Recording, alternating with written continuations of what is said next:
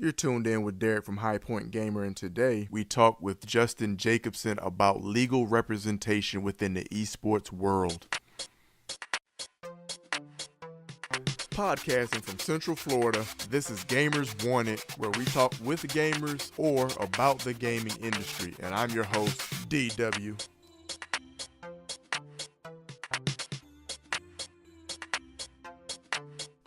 So I wanted to get some advice from a legal side of esports, someone that can give us some education on how to select legal representation, when to select legal representation, and why it's important to have legal representation. And for that, I definitely had to go with Justin Jacobson.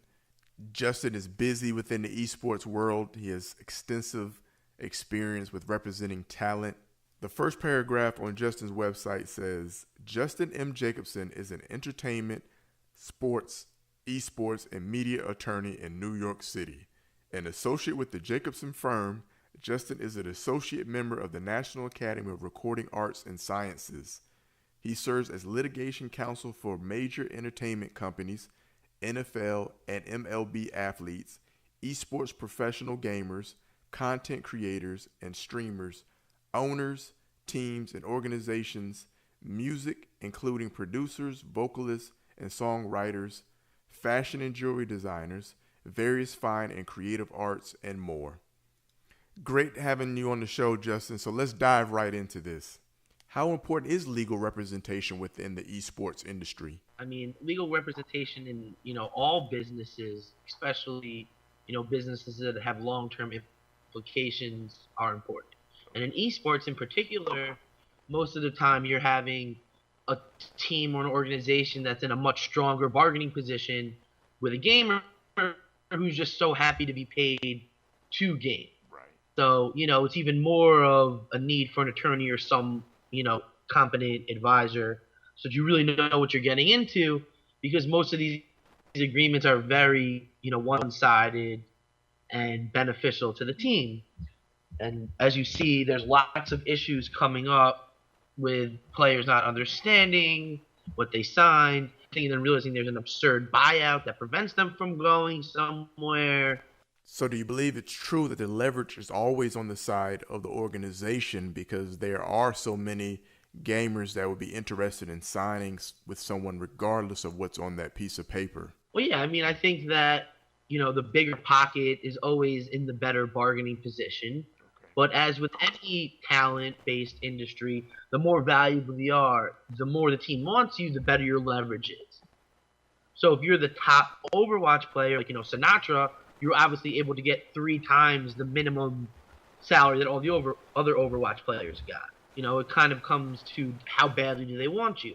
But then if there are just some organizations that really could just sign anyone, like I was talking to an Overwatch Contenders team, and they're like, the owner of a spot for it, he was like, okay, well, I can sign this whole team, or, I could find this whole team that'll take it for this price, or this whole team that'll take it for this price.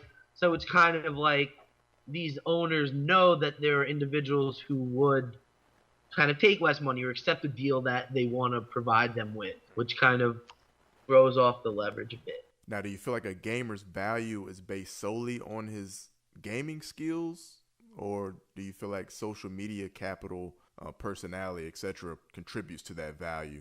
I mean, I think it's a combination of both. If you're not good enough at the game, then you're not going to kind of matter to, you know what I mean? Like, the real fans are going to want to see someone who's technically sound or very good, and who also has a personality and a story to them. Okay. And so I think that kind of factors into the social media numbers, where the more viewers, the more substance there is to you, the more valuable you are to a brand or a company. So, it kind of works both ways, where the larger your social media is usually influenced by either how good you are or what your personality is, or both. You can't be horrible at Overwatch and be that successful of an Overwatch guy unless that's what your stick is. We're like, yeah, I'm the horrible Overwatch guy, but everyone loves watching you get killed within the, like I was playing Fortnite. It's like, are the dude that gets killed first every time before you get the gun? Right. Or, like, I don't know, that could be comical, but I don't think many major teams would be interested in a person like that. So as a gamer, how do I know it's time for me to start searching for legal representation? I mean, I think it comes to the point where when you're ready to take this seriously, or if people are kind of reaching out to you. Obviously, if you have managers or GMs or anyone reaching out to you about joining their team, then it's definitely a time for you to get in. Most teams you can't really sign before you're 18 anyway, so once you're maybe 16 or 17, when you start seeing like you really want to take this to the next level, that might be when you start exploring what's out there in terms of representation. But, most of the time, unless your parents are going to sign the agreement also, these teams can't sign someone under 18. So out of the popular Twitch streamers, how many would you say currently has legal representation? Dr. Disrespect, Pokemon, all of these people that have, 6 figure million views, they definitely have some form of representation, whether it's an agent, whether it's attorney, whether it's both. You can even look at their Twitter and Twitches, you see like, for business inquiries, contacts, with the contact. So I would say that it just kind of works with as you get bigger where you need these other individuals to help you manage your career, then more people come into the fix.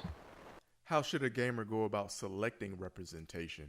I mean, I think it kind of comes down to personality and reputation, recommendation. I would say most of my top clients and people that I, have the longest relationship with kind of came from recommendations from other people. That's usually the best form of a referral is, they're talking to their other friends who are gamers or their friends who are, working for the teams. They're like, oh yeah, you should reach out to Justin, That's probably one. And then, you kind of do your own research, whether it be on the internet, you read kind of what they're about. You read their bio, you see who their clients are. And then you kind of get an idea of what they're charging because every individual has different pricing and different ways they operate. So so then it kind of an industry standard in regards to esports yet? Is that what you're saying? Well, no. I mean, I think that there's a set group of attorneys and professionals who have spent the last year, 2 years, 3 years, up to 5 years, really developing an expertise and understanding of esports business and the ecosystem. Okay. The way the teams and the players and the brands and the tournaments and all of them kind of work off of each other. And while, really technically any attorney who's familiar with, contract review and business stuff can review an agreement, I think that having a specialized knowledge and experience in the particular field, whether it's gaming, esports, sports, fashion, really sets you apart and lets you approach the contract differently. Because, it may say one thing, but based on actual operation and how things go, it's going to play out differently. Whereas if you're not familiar with, esports and esports business, you might not realize how a certain percentage of, say, streaming revenue, if it has to go to the team, could end up really impacting what the player or talent has been used to.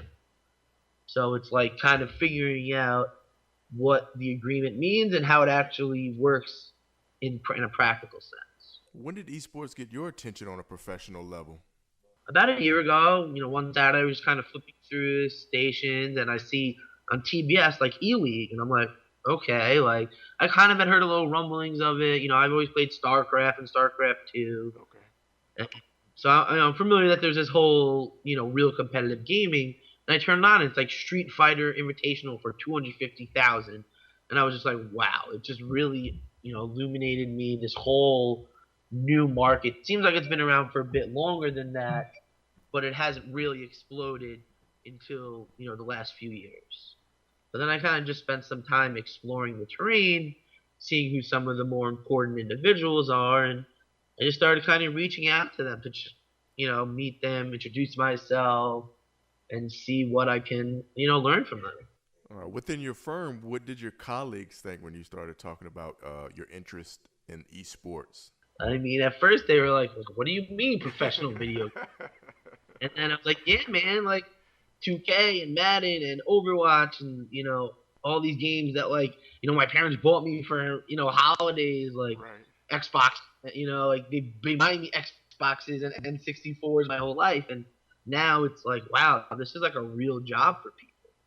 And it really kind of hit them when I started to show them all the different news articles from, $20 million from Michael Strahan and Marshawn Lynch and J-Lo, $38 million from Odell Beckham and Kevin Durant. And, once you start seeing the numbers and the caliber of people that's investing in it, it really speaks for itself as far as I'm concerned. Okay. These guys are multimillionaires who really run top companies. So for them to invest this kind of money in something really shows that there's, something real and substantial here.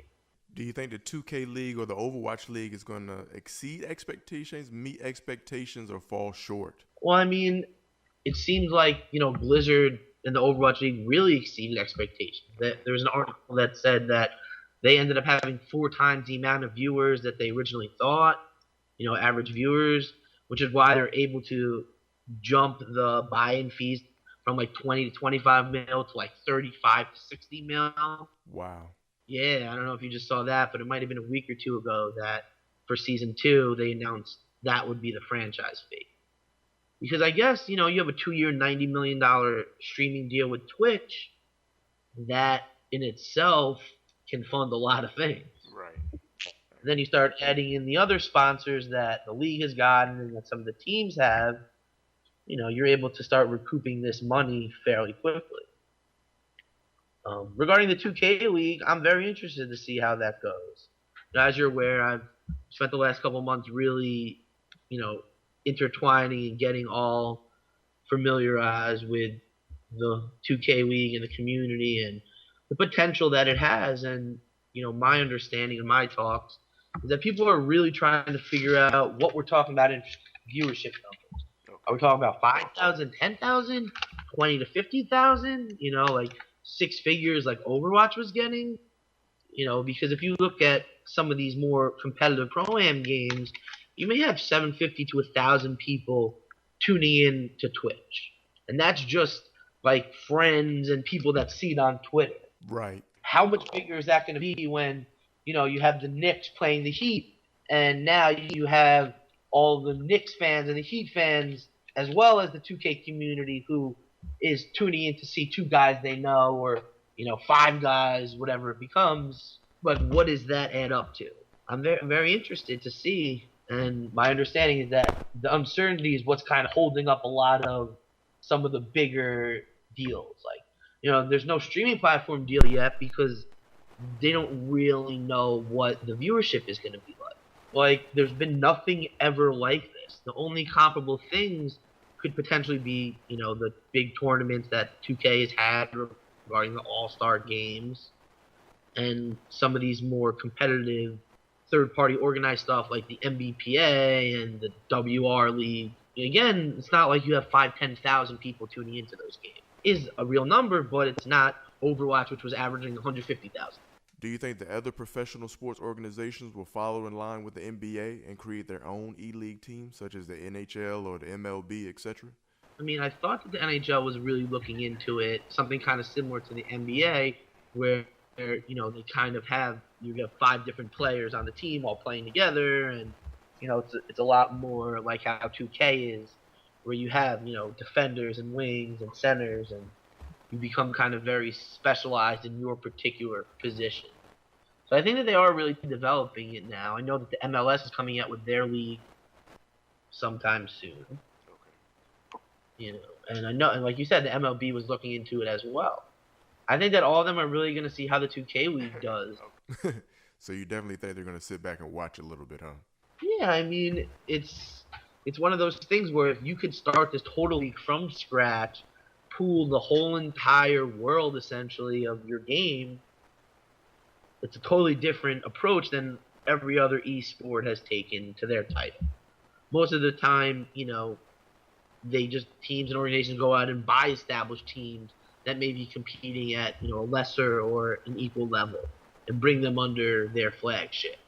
Whereas this league is kind of taking a totally different approach where they're doing this whole set of combine skill tests, a rigorous application, an interview process, and really kind of looking at these advanced metrics to get a feel for everyone who's competing.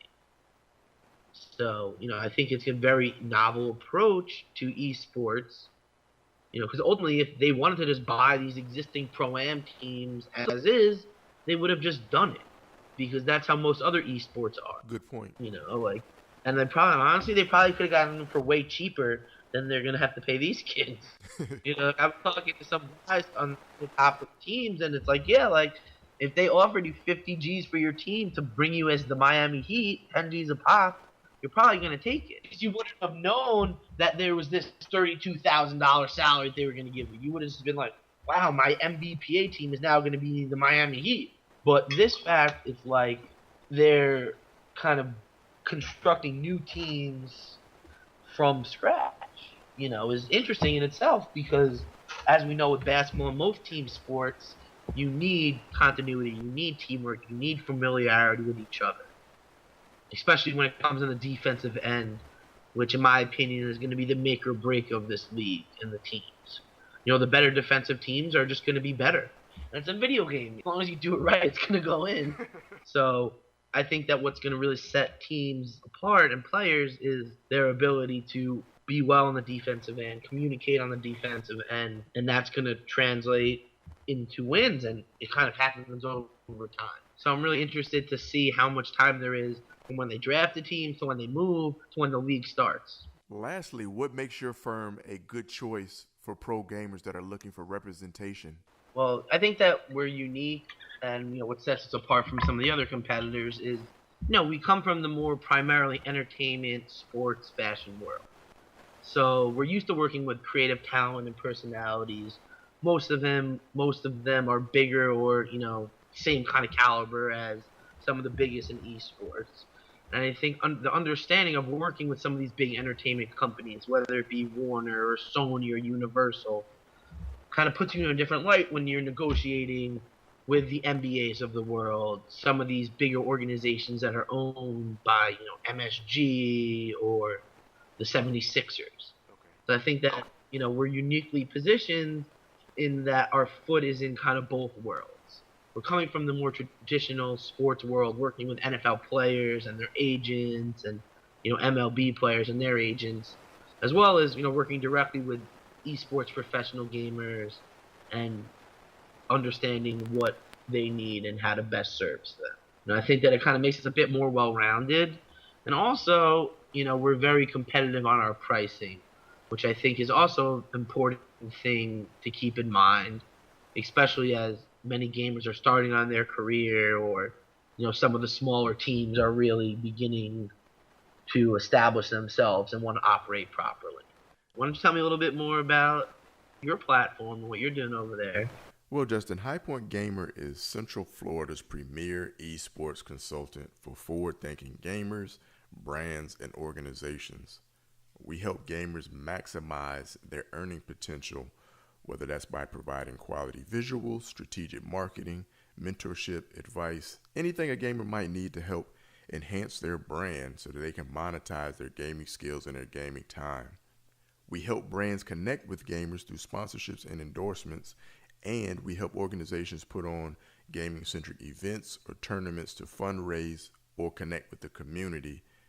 Because as you already know, there are a lot of organizations that are recognizing the boom within the gaming industry. They just don't know how to tap into it or how it can benefit them, nor do they have the resources available to dedicate towards getting educated on it. So they contact us so that we can help them navigate the gaming industry. Nice. Yeah, 'cause I was checking out the website. It definitely, looks like you kind of do a lot of the similar stuff that I do with my, other marketing company. But more like that was stuff more in the music and fashion world. Yeah, we have to talk about that one day, man. Yeah, man. I'm glad that we got to connect, and I appreciate the time, and I look forward to seeing where you guys go. And that's another episode. Be sure to subscribe and stay up to date with us. We'll be bringing you more content with Gamers Wanted. Again, this is your host, DW, signing off.